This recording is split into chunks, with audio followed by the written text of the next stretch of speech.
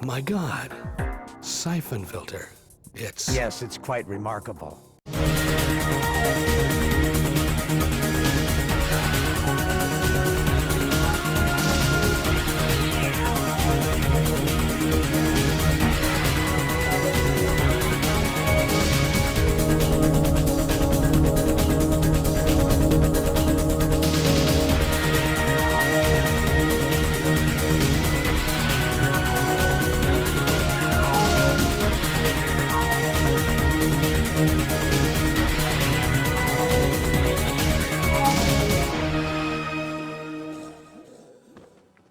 Syphon Filter 1, 2 and 3 are some of PlayStation 1's most beloved action titles. They were very much ahead of their time and a fantastic showcase for the console.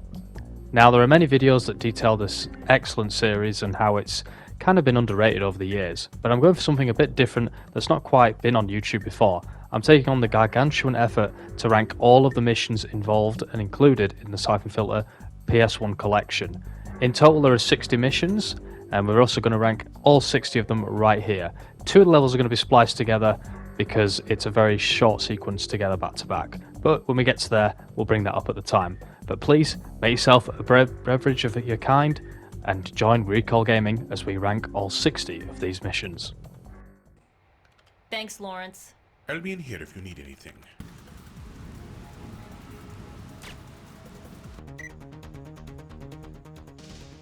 So, a slight joke of an entry here, but I've mainly done this just to get this to number 60 in the ranking. But obviously, due to the fact that this is not interactive, this has to go bottom of the list. And even by industry standards of 1999, this is a particularly poor tutorial. You know, you look at something like Tomb Raider, which came out 3 years earlier, that really give the player a lot of freedom to try out the game's mechanics. This tutorial also gets minus points for not being on the PAL regions of the game. That would help me out a lot as a kid.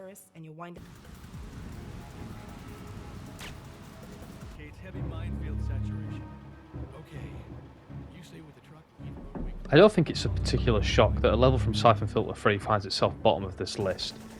In my case, it has to be Convoy. I personally found this level to be a real slog. Syphon Filter 3 is in no doubt lacking some of the creativity and innovation that the first 2 games had, and I think that this level really suffers from it. It has some pretty basic mission objectives. It's essentially an escort mission, and those tend to be not so great in video games, particularly around this era.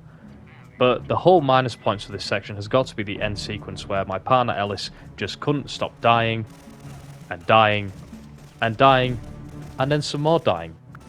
So overall, I found this level to last too long and not enjoyable in the slightest, making it bottom of the interactive list.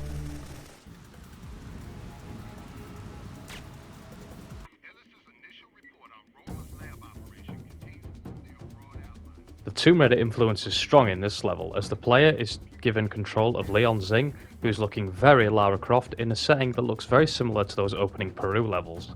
But unfortunately, this mission is nowhere near the heights of that game. This is probably the longest level in the Syphon Filter trilogy. It's certainly one of the longest. It has the most checkpoints in the entire opening trilogy on PS1. I think this level design is honestly quite a lot of a mess and is a lot more convoluted than it needs to be. It's very easy to get yourself turned upside down, and that isn't necessarily a bad thing. You want extensive level design in games, but I think this just feels more convoluted than it needs to be. It's actually quite simple and easy to navigate, but it feels like that the level designers have made it seem a lot more complicated than it actually needs to be. The level is essentially a checklist. You just have to go around destroying so many computers, dealing with so many scientists. It's not very innovative, which is the issue I mentioned with the previous mission. Syphon Filter 3 suffers from this a lot, and it really feels like the series is steadily running out of steam, and levels like this really don't help. They are just pure padding, and Syphon Filter 3 is going to have a lot of that, and that's why it's going to dominate a lot of the bottom of this list. Roma has ordered that the prisoners be eliminated. Take care of... And here we are with Syphon Filter 1's first entry onto the list, and I don't think it'll be any major surprise for it to be Stronghold Catacombs. This level is quite infamously bad, as this includes an escort mission, and that is possibly one of the worst things you could have in a game in the late 90s. And what makes this even worse is it starts with a tailing mission that is so incredibly boring, and the player cannot get around this. The player has to follow this AI all the way through, and it has to protect Fagin, who has just got some of the most moronic AI who was ever seen in a video game, rivaling that of Natalia in GoldenEye. It's a shame that this section of the game is just as bad as it is, and the other two levels will also be quite low on this list, and I'll talk more in depth when we come to those as well. It's a little trilogy of levels in these catacombs and this stronghold, which really brings the game down massively after a really strong section at Rover's base in the snow. It's a shame it's always in because it always drags the game right down for me, and always it's those sections that make me think twice about replaying Syphon Filter. But thankfully once you get past this level the game starts getting really good again. But yeah, this level, quite infamously bad. Thankfully it's not as long as the previous two, but there's not much salvation for this level.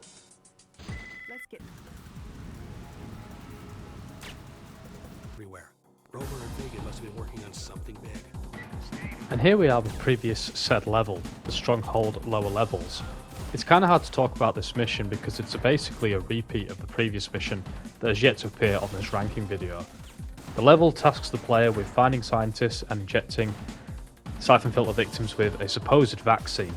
It's a hard level to comment on because it really is just as simple as that. It's the previous mission, but more of it, I guess. So if you did enjoy that first level before it, then you're probably going to like this one. However, it's not an objective I find interesting, and as I say, it does drag the game down, and is the first instance of real pacing or padding. It's the first time that Syphon Filter just repeats an objective, and it'll only do it once again in the main game, which is one of the reasons why I just love Syphon Filter 1 so much, is that variety is strong. But unfortunately, it's not here, and that's why this level finds itself near the bottom.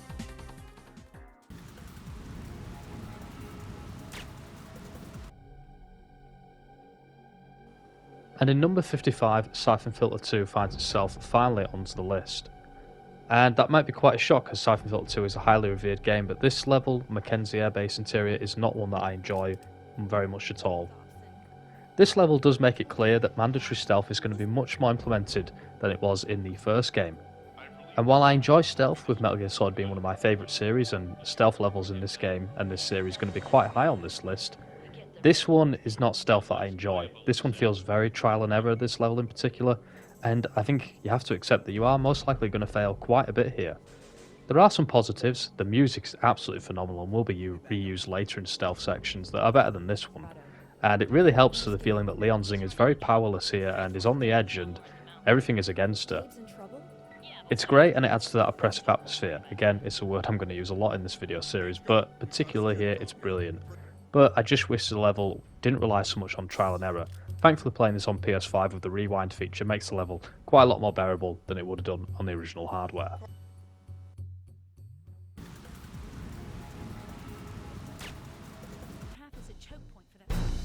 Syphon Filter 3 appears once again with the level Waterfront. On paper, this is a level that I should probably enjoy a lot more than I do. You're working with the MI6 and fighting the IRA, which is not something that happens too often in games. And if I endorse that too much, then I'm going to lose my entire Irish audience. It's a level that is very heavy on the combat, and the setting kind of reminds me of the dockyard section in Max Payne. Obviously, the Max Payne would also release in the year of 2001. And unlike that game, I find this a lot more frustrating than fun. Enemy spawns can be extremely frustrating and feel quite cheap, similar to Max Payne at times, but it kind of bugs me for the whole level, and for some reason I just can't get behind this level. Syphon Filter does have levels that are very high on action, but I think they're just done a hell of a lot more better, particularly in the first two games. There's still a lot of fun to be had with this level, and after the previous few with the Aztec ruins and the ship, this one was quite a nice breath of fresh air, but overall I didn't quite enjoy it as much as I felt I should have done.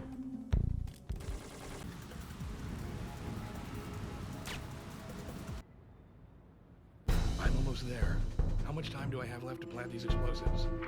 Heading into the North Cargo Hold now. Yet again, a level from Syphon Filter 3 finds itself near the bottom of this list, and this time it's the SS Lorelei. I don't know if that's how you pronounce it, but that's what I'm going with. This level has Gabe Logan working with the MI6 of all people to basically scuttle this ship. The mission is basically planting bombs and finding important documents. It sounds all great, to be fair. A ship setting and stealth have often worked well in many video games, but unfortunately Syphon Filter 3 just can't quite nail it. And this isn't a particularly concept that is rare in stealth games. We see it in the very same year with Metal Gear Solid 2 and the Tanker. The problem with this level is simply the level design. you are often forced to take one or two paths, and it's all one linear stretch. And as before, at this point Syphon Filter is feeling a bit tired, and these mission objectives really aren't adding anything new to the series that we haven't seen before. It's a shame, because I think this is a level that I remember liking the first time I played this game, but in replaying it for this ranking video I really didn't enjoy it too much, and it was a real shame. There's some fun to be had with this mission. When you're playing the other two games just before it, it really doesn't mesh well together, and it ended up being quite a disappointment for me, which was a big shame. But on the plus side, using the spider, essentially a scorpion weapon, was a lot of fun, and this game does have some great action at least, and it wasn't as unenjoyable as the previous level with the Aztec ruins.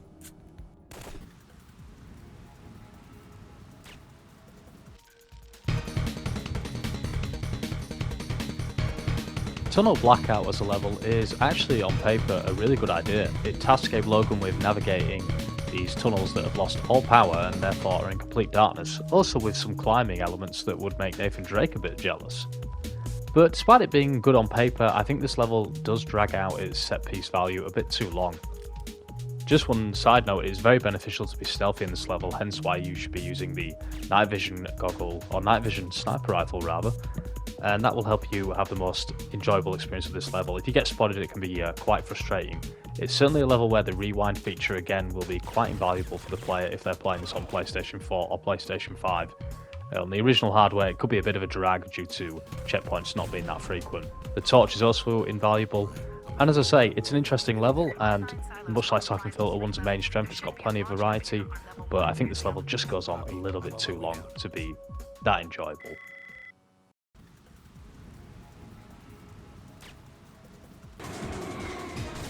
Syphon Filter 1's third level is a very short level. It's for a lot of fun though, but due to the fact that this level can be done in either 2 minutes or 15 seconds, it's hard not to put it anywhere but the bottom of this list, or not quite bottom but near the bottom anyway.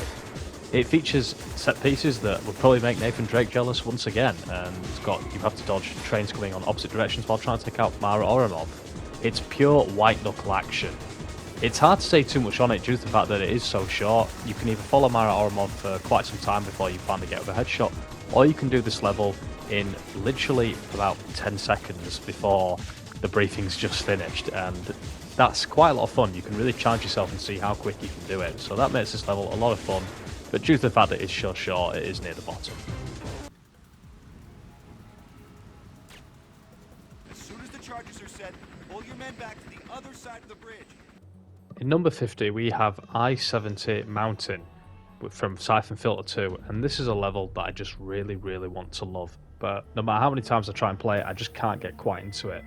The thing you should know about this mission is you're just not going to do it first time. It's a very trial and error level, and Syphon Filter 2 I feel has a lot of that in comparison to the first game.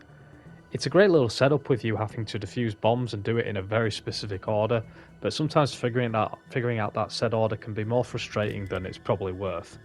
Thankfully, the end of the level has a pretty awesome action set piece with you running with 2 GIs to escape the agency that's hot on your heels. Again, once you figure out the pattern, this level's really enjoyable. It's got some great stealth action and sneaking about, but overall the trial and error nature of it does bring the level down a little bit.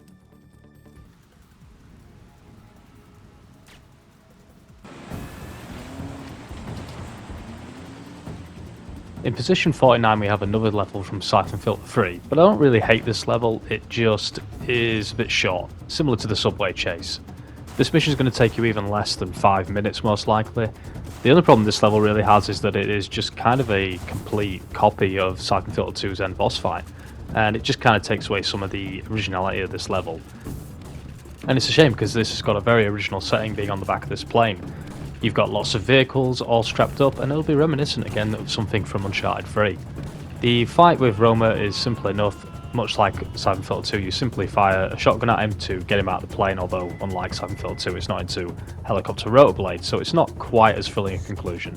An okay level that brings the end to a Costa Rican section.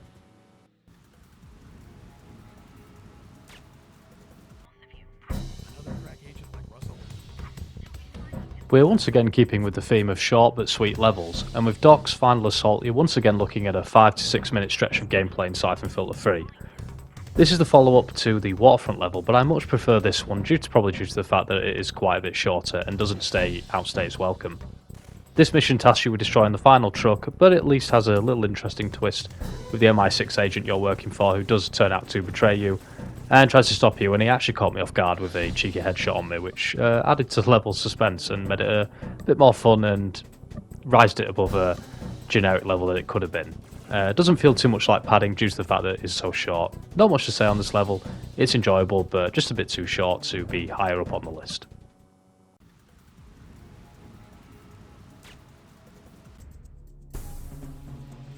Next up we have the mission in Australia titled St. George. In this mission, Leon Zing is tasked with curing some slaves and dealing with a high value target. Other than that, it's kind of hard to talk about this level. It really doesn't do much other than that. It's a mainly stealth focused level, but it's not forced upon the player. You at least get to use the AUG, which allows you to shoot through walls, which will appear in quite a few levels in Syphon Filter 3. And other than that, it's kind of hard to say much more about this mission. It's neither bad nor particularly great. It serves its purpose. Thankfully, after this, levels get much better in Syphon Filter 3, and some of the creativity is brought back into the last few levels. As I say, this level feels rather lacking. It's nothing that the series hadn't done before between the game itself and the previous two, and it fits in nicely in Syphon Filter 3, but it can't help but just feel a bit ordinary and average. Kinda hard to discuss this one, but that's the best I could say on it. Not a bad level, not a great one either.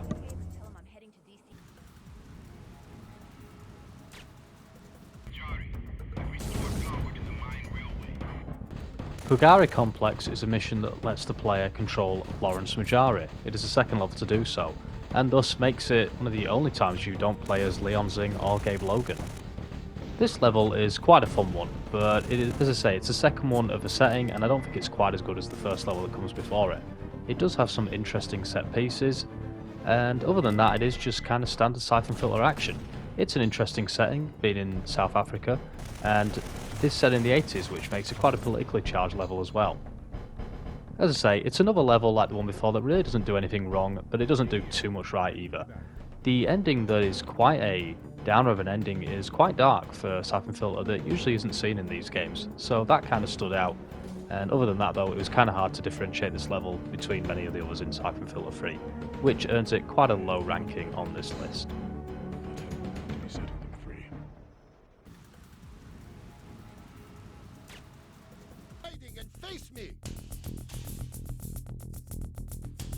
The Gregorov boss fight is the first one to appear on this ranking, so that tells you that it's not particularly one of my favourites. Perhaps this is due to the fact that it is quite a simple one, and once you figure out the pattern, there's not much to it, and not much to engage with. You can't defeat Gregorov in a head-to-head fight, so you have to go for a stealthy option, which I usually do quite appreciate in games with boss fights, particularly in stealth action games like these.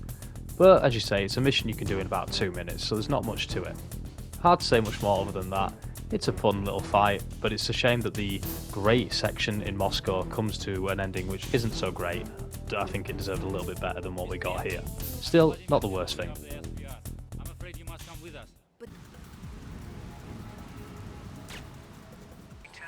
In number 44, the Roma Stronghold trilogy of levels is finally finished, and the highest ranked on the list is the first one, and that's because it feels the most fresh. It sets up the basic objective in a fantastic monastery atmosphere that is extremely creepy. It uses the same mission objectives that we saw in the ranking of Mission 56 with the lower levels, where you are taking out scientists and injecting a supposed vaccine into Syphon Filter victims. As I say, it sets it up quite well here, and it does feel a bit long, and it does feel like the mission does go on a little bit too long in itself, and drags a bit, with the level taking me around 25 minutes to complete. It wouldn't be so bad if it then wasn't repeated by the next level, and then of course the catacomb section with the horrendous moronic AI of Fagin. But this first level isn't too bad, and that's why it ranks quite higher on the list than those other two in question. Overall, it's an enjoyable level, but it is one that always does tend to make me stop enjoying my Syphon Filter playthrough when it does come around. But that's mainly due to the levels that follow it, not so much this one in itself.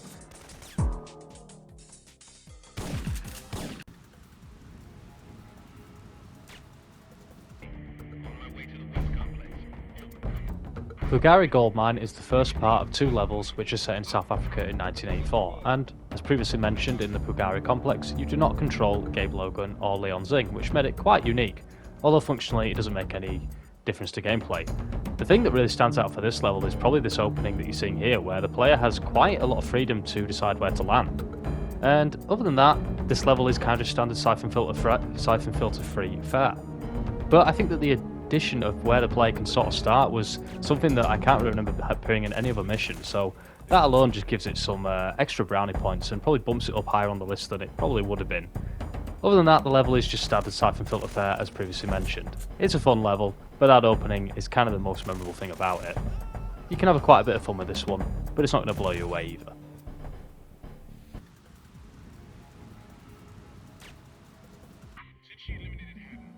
The Senate building is the penultimate level of the Syphon filter PS1 trilogy.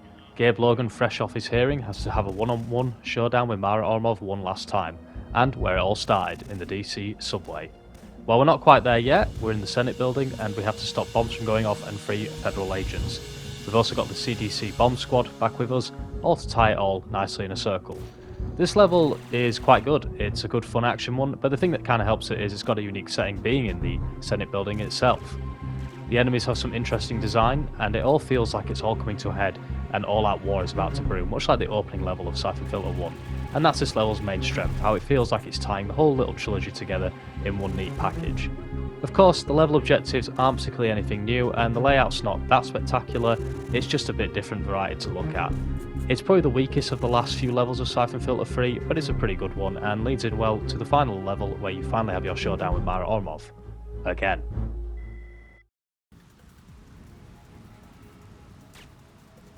You're cut off, Morgan.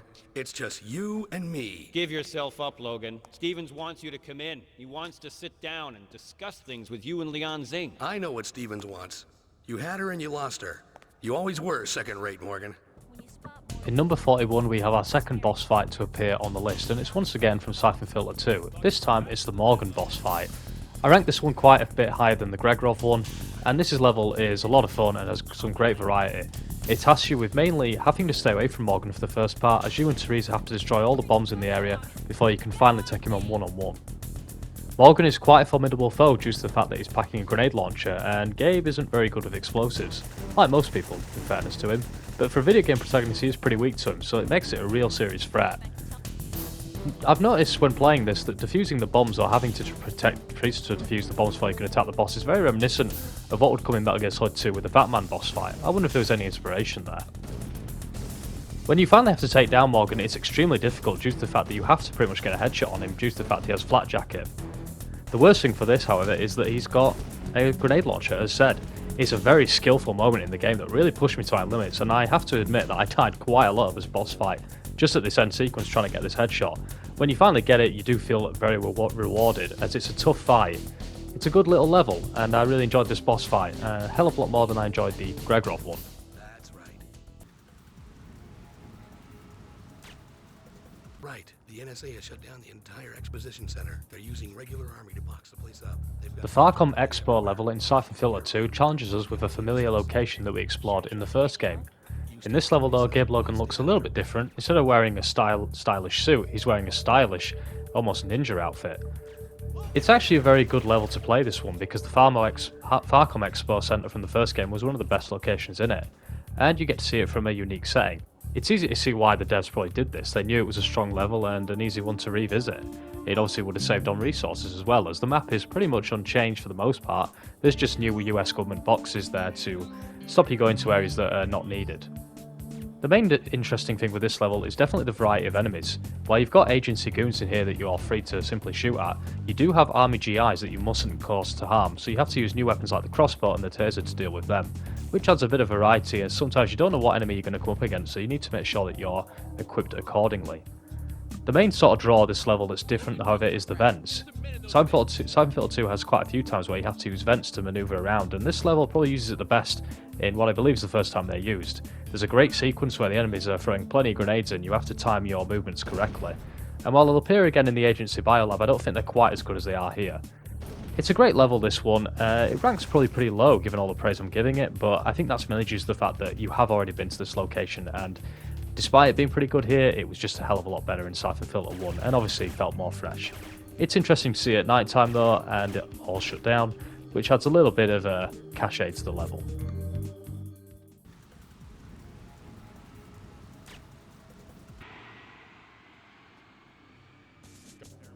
I'm going to wager there's a good chance you forgot that the previous level to this one was way back in 55th place. Here in 39 we have the Mackenzie Air Base exterior. And what is it that makes it so much different in comparison to the level before it? I just think that this level's a lot more fun to play basically, hence why it's higher on the list. You may think that being in an exterior setting it makes stealth harder and more tedious, but surprisingly I find it the complete opposite here. And while it's still trial and error stealth, you just find that you have a lot more time to react to things, and the objectives are a little bit more varied. This level's quite a bit longer than the previous one, and so perhaps I was just more used to the stealth and kind of more in the mood to play it by the time this one come around, but I just found it to be a whole lot more enjoyable. You get tasked with some interesting scenarios, such as having to set off a truck to distract two guards by making it crash into a door. And also the whole power fantasy is quite here, even though it's a stealth game where you're quite underpowered and can't be spotted. Just escaping this entire airbase right under the noses of the military really makes you feel like quite a badass, and there's something to be said for that, which is sometimes quite hard to do in stealth games. But yeah, I think this level is a massive upgrade on the one that came before it, and it's the one that thankfully makes me enjoy Syphon Filter 2 again after that second level.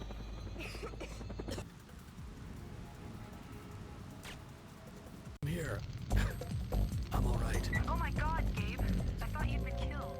Destroyed Subway is the second level in Syphon Filter history, and it picks up right where the first level left off. And here you see the devs already being quite clever, as they simply reuse assets from the last level, but are in quite a different way. As you can see, one of the bombs has gone off and the subway is looking, well, shall we say, a little worse for wear. This level's very good at indicating the danger of fire to the player, and it gets off right with quite a jump scare as a enemy on fire runs straight at Gabe Logan, and if you don't take him out quickly, then, well, for better expression, Gabe is pretty much toast.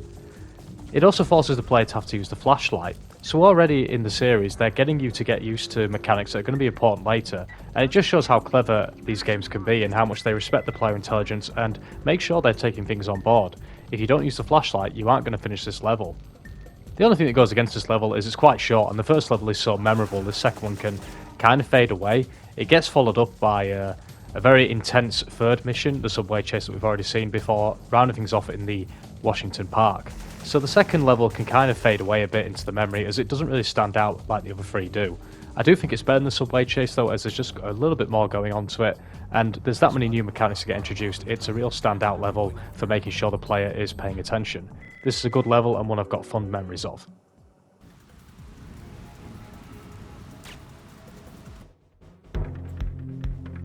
The Beast mission is a boss level from Syphon Filter 3 which tasks you with destroying a tank, and that's pretty much the premise of the level and as simple as it gets. It's a follow-up to the convoy mission, but thankfully it's a hell of a lot better than the nonsense that was going on there. It's, as I say, a simple mission: find some explosives and deal with a tank that's harassing you and your team. But it's an intense fight and you've got constant enemies spawning in around you that really keep the pressure on. You've really got to use your wits about you, as the tank is not afraid to fire, and you've got to use C4 explosives. So you've got to get in close and get out of there quick, which makes it very intense. I had to keep checking the menu to see how to use the C4 explosives, as I did actually get struggling and I ended up blowing myself up a few times, but I really did quite enjoy this level, a lot more than I remember doing so in the past. So yeah, one of the better levels from Syphon Filter 3.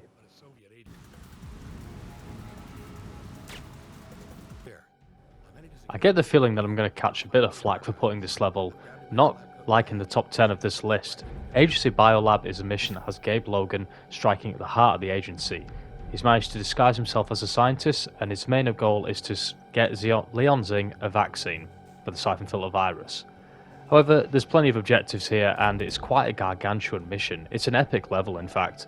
Plenty of objectives involving you sneaking around and using your disguise effectively, getting into secret data links, and finding some prisoners along the way. You have to navigate an unbelievably vast map here. It's a real unique level for the series. It's one that's incredibly ambitious. I wish I liked it a bit more, but I just think that it can be very trial and error again with the stealth. You have to hide your face at times from the scientists, and that isn't the most communicated thing in the world, which led to some frustration early on. And the map itself I did find a bit difficult to navigate. Thankfully you do have a map, but I had to consult the map quite frequently to get around. And I'm willing to admit that a lot of that might be my fault, but as this is a personal ranking list, I'm going to put this one a bit lower down than you might expect. It's an epic of a level, and I can only admire what they were trying to do here. I just think it stumbles a little bit too much for me to have this as a truly great level. I did enjoy it for the most part though.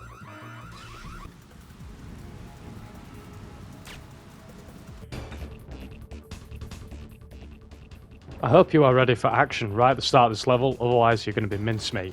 Expo Center Dinorama follows the excellent Expo Center level.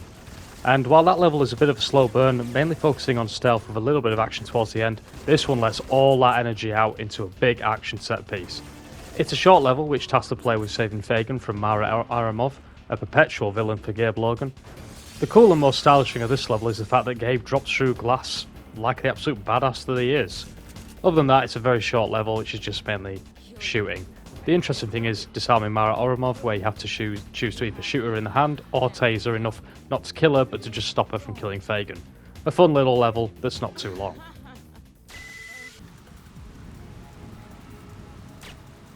Anything on that? Checking. The R9 Devianka is the 2. Farcom Elite Guards is the follow-up to the amazing Farcom Warehouse mission. And much like some of the Catacomb levels, this is another instance of just pure padding in the game, as the game simply repeats the objectives from the mission before. The main thing is to tag viral packages and find Warehouse 76. This level is slightly different as it's a much more linear path than the level before it, much to its detriment, although it does allow for a bit more stealth gameplay as not everybody is fighting each other and you can have more opportunities to use silenced weapons to sneak by and make your task a little bit easier. This level is still a lot of fun though because it's following an excellent formula from the mission before, and that combat shotgun just sounds so good. But it's hard to quantify much about this level other than that due to the fact that it is very much a repeat of the previous level.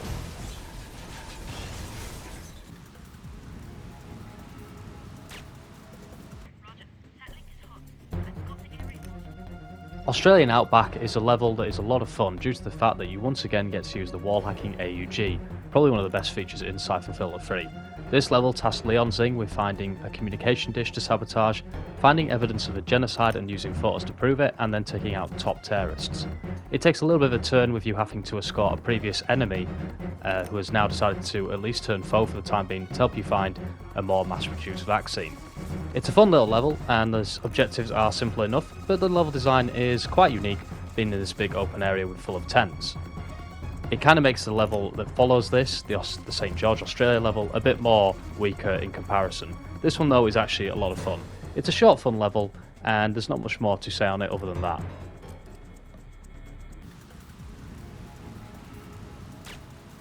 Who knows the layout of the prison?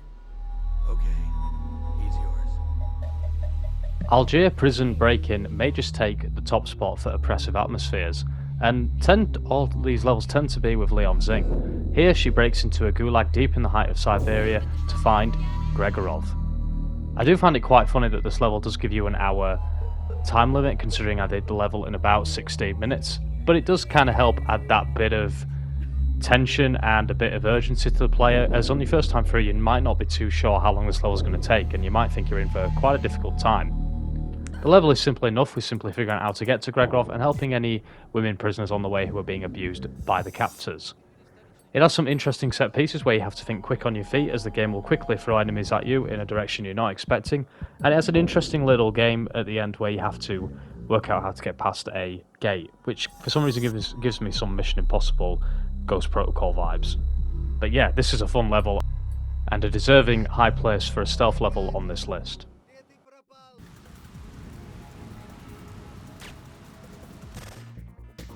If the Agency Bio Lab break-in was a slow burn, then Agency Bio Escape is quite possibly the opposite end of the scale. This level is quite possibly the most action-packed level in the series. It's unbelievably fun at times. You're up against enemies who are full flat jackets, so you simply have no choice to run at the beginning before you finally find some weapons and you can kind of start fighting back.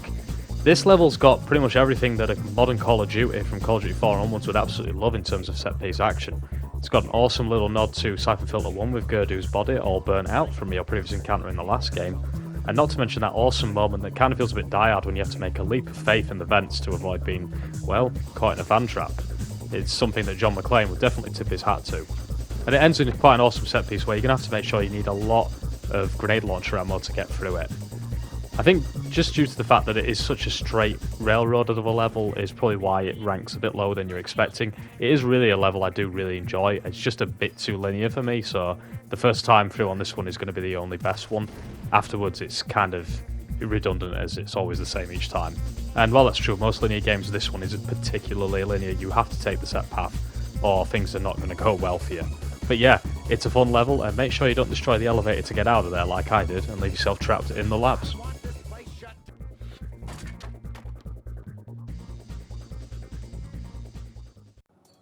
I just wanted to say very briefly, if you got to the end of this video, then you are an absolute legend. Thank you so much for watching the 60 to 31 part of the ranking of Syphon Filter 1 to 3 PS1 Trilogy. Part 2, which will complete the list, will be out very shortly, and if you're watching this at a later date, then it will already be out, and I'll make sure it's either linked in the description or in the end title of this video here. Thank you so much for watching, and if you enjoyed it, please consider supporting Recall Gaming. And if you want to see Syphon Filter content more on the channel, please let me know, and maybe one day we could do a few playthroughs. Thank you so much for watching. Hope you stay tuned for part 2.